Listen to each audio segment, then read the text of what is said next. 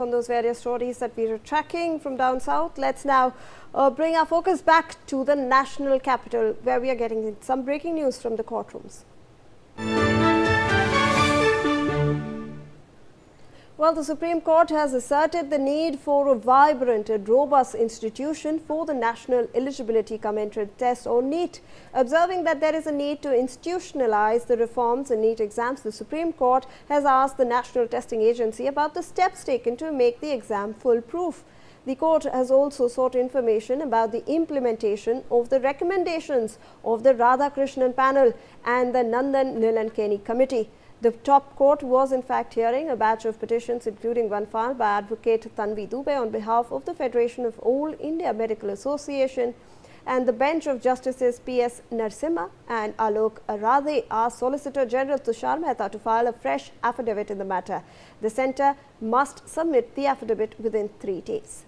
Well, let me go across to my colleague Sambhav Sharma, who is joining us live on the broadcast, and he is also joined with Advocate Narendra Mishra, who will help us understand this particular judgment that is coming to the fore.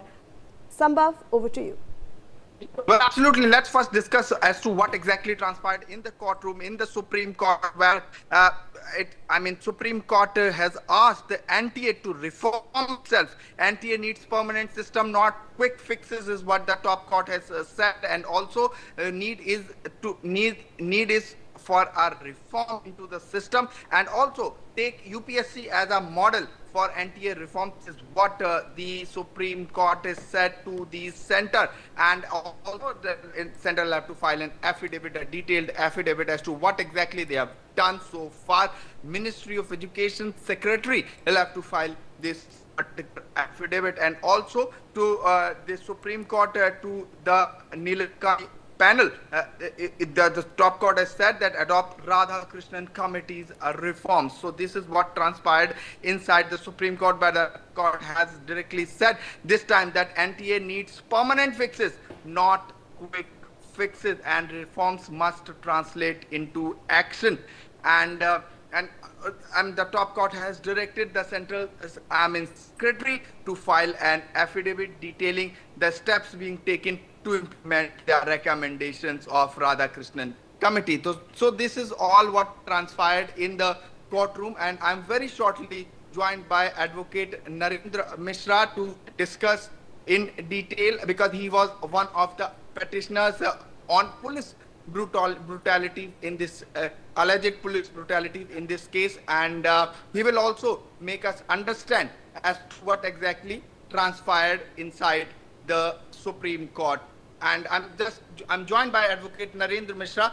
Narendra जी, हमें समझाइए कि आज supreme court में अंदर क्या हुआ, क्या details supreme court ने एनटीए से कहा है, क्योंकि इस बार जो नेशनल टेस्टिंग एजेंसी से कहा गया है वो अपने आप में महत्वपूर्ण है, एक एफिडेविट उन्हें फाइल करना है। अब जनता को बताएं प्लीज। देखिए, मैंने 2-3 चीजों को लेकर के ऑब्जर्वेशन बड़ा क्लियर है। नेशनल टेस्टिंग एजेंसी जो 2017 से कंस्टिट्यूट हुई है, इसमें सारे के सारे लोग प्राइवेट बॉडीज हैं, अर्थात एक एनजीओ। प्राइवेट बॉडी का मतलब बड़ा स्पष्ट कर रहा हूं, एनजीओ है। अब इसमें कोई न तो इसकी जवाबदेही है, न तो इसकी कोई अकाउंटेबिलिटी है। हमने बोला था कि कोर्ट से हमने इस बात को बोला कि इस एनटीए को तुरंत ही खत्म कर दिया जाए। नेशनल टेस्टिंग एजेंसी जो है ये भारत देश के लिए अकाउंटेबल नहीं हो रही है, भारत सरकार अकाउंटेबल है, इसलिए इसको खत्म किया जाए। इसकी क्या जरूरत है? भारत सरकार करोड़ों बच्चों के भविष्य के साथ में जिस प्रकार से भी खिलवाड़ हो रहा है, सिर्फ एक चीज आ जाके बचाती है कि नेशनल टेस्टिंग एजेंसी जो है वो एग्जाम को कंडक्ट कराइए, ना कि भारत सरकार कराएगी।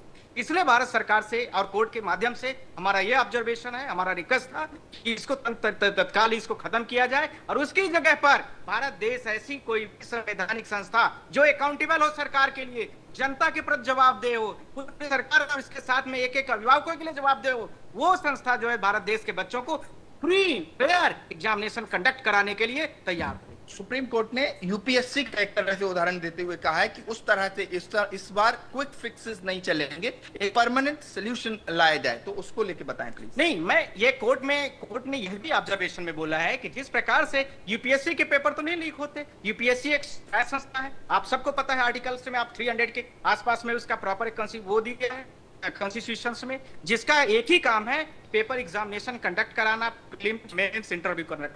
तो क्या भारत सरकार इस प्रकार से एसएससी इस प्रकार से नीट और वनडे एग्जामिनेशन और एजुकेशनल एग्जामिनेशन जितने भी होते हैं इस तरह से कंस्टिट्यूट करे और यूपीएससी को एक रोल मॉडल देख करके उस तरह से तैयार करे और उस तरह से वो काम को करे।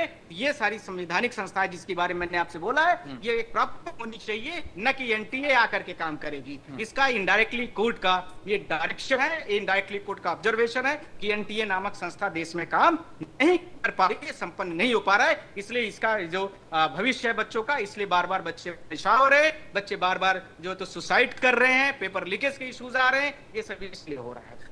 एक आखिरी सवाल, चूंकि एक डिटेल्ड एफिडेविट मांगा गया है और एनटीए को भी कहा गया है, तो क्या अभी आपको क्या लग रहा है डिटेल्ड एफिडेविट में जो सबमिशन होगा, लगातार इसकी हियरिंग्स हो रही हैं, पहली बार ये हियरिंग नहीं हुई है, नीट का जो री एग्जामिनेशन हुआ था उससे पहले भी एक हियरिंग हुई थी जिसमें सुप्रीम कोर्ट ने कई दिशा निर्देश दिए थे, तो क्या लग रहा है एनटीए में किस तरह के रिफॉर्म्स की उम्मीद है?